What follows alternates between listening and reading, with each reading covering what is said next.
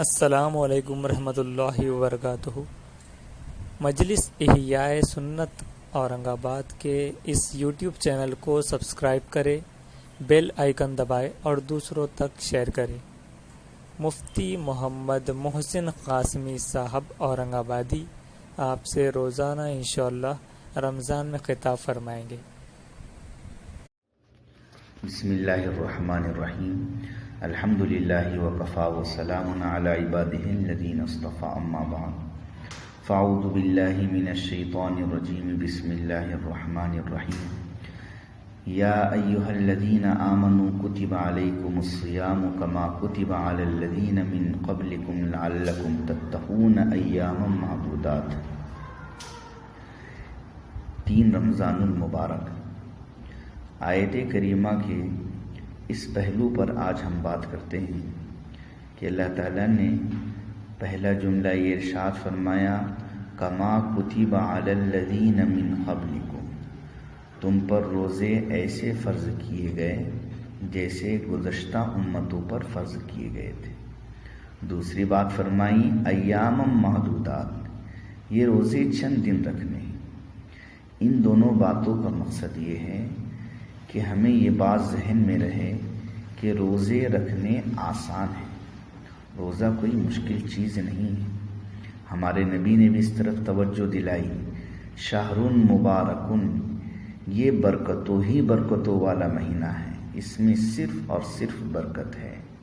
صحت میں برکت آ جاتی ہے، انسان بیمار نہیں ہوتا ہے، نیکیوں میں برکت آ جاتی ہے، انسان کے لیے نفل کا ثواب فرض کے برابر اور ایک فرض کا ثواب 70 فرائض کے برابر کر دیا جاتا ہے۔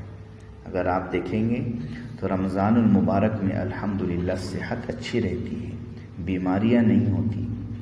یہ رمضان المبارک کی سہولت، آسانی اور اس کی برکت ہے۔ رمضان المبارک میں اللہ کی جانب سے مومن کا رزق بڑھا دیا جاتا ہے، روزی بڑھا دی جاتی ہے، نعمتیں بڑھا دی جاتی ہیں، یہ برکت ہے۔ ہمارے نبی نے فرمایا، من صام رمضان ایمانا و احتسابا غفر له ما تقدم من ذنبہ، رمضان کی وجہ سے پچھلے گناہ معاف کر دیے جاتے ہیں۔ ہمارے نبی نے یہ بھی فرمایا، اللہ یہ کہتے ہیں میں خود بدلہ دیتا ہوں روزوں کا۔ کہیں یہ محدثین نے پڑھا ہے اجزا بھی، کہ اللہ یہ کہتے ہیں، حدیث قدسی ہے یہ، کہ میں خود اپنے آپ کو بدلے میں دیتا ہوں۔ اس سے بڑھ کر اور کیا نعمت ہوگی کہ اللہ خود ہمیں اپنے آپ کو دے رہے ہیں، اپنی محبت، اپنی رضا عطا کر رہے ہیں۔ بہرحال انسانی جسم اور صحت اور زندگی سے متعلق ہو یا آخرت سے تعلق رکھنے والی نعمتیں ہوں، اللہ رب العزت رمضان المبارک میں بہت زیادہ نعمتوں سے نوازتے ہیں۔ یہی مطلب ہے، اگر ہم نے ذہن میں رکھا اتنی ساری نعمتیں جس مہینے میں ہم کو ملنے والی ہے اور روزے کی برکت سے ملنے والی ہے، تو وہ ہمارے لیے آسان ہو جائے گا۔ اور ہمارے نبی نے یہ بھی فرمایا کہ اللہ رب العزت نے جنت کے 8 دروازے رکھے ہیں، اس میں ایک دروازے کا نام باب الریان ہے۔ اس دروازے سے وہ لوگ داخل ہوں گے جو روزے رکھتے ہوں گے۔ چند مسائل ذہن میں رکھیں۔ پہلا مسئلہ یہ ہے کہ جس شخص نے جان بوجھ کر روزہ توڑ دیا، کھا لیا، پی لیا یا بیوی سے ہم بستری کر لی، تو جان بوجھ کر روزہ توڑ دینے کی وجہ سے 1 روزے کی قضا اور 60 روزے کفارے کے، اس طرح رمضان المبارک کے بعد 61 روزے رکھنے ہوں گے۔ دوسرا مسئلہ یہ ہے کہ جس شخص نے کسی بیماری یا عذر کی وجہ سے روزہ توڑا ہے، اس پر صرف 1 روزہ رکھنا ہے، قضا کا روزہ۔ تیسرا مسئلہ یہ ہے کہ بھولے سے اگر کسی نے کھا لیا، پی لیا، تو اس کا روزہ محفوظ رہے گا، صحیح رہے گا، روزہ نہیں ٹوٹے گا۔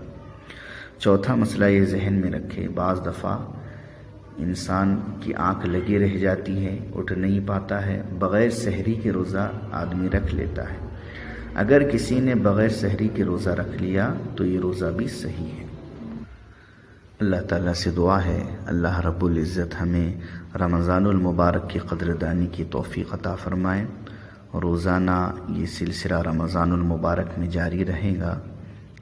مجلس احیاء سنت کا چینل بنایا گیا ہے، آپ خود بھی اپنے دوست احباب کو بھی اس سے مطلع فرمائیں اور زیادہ سے زیادہ اشارہ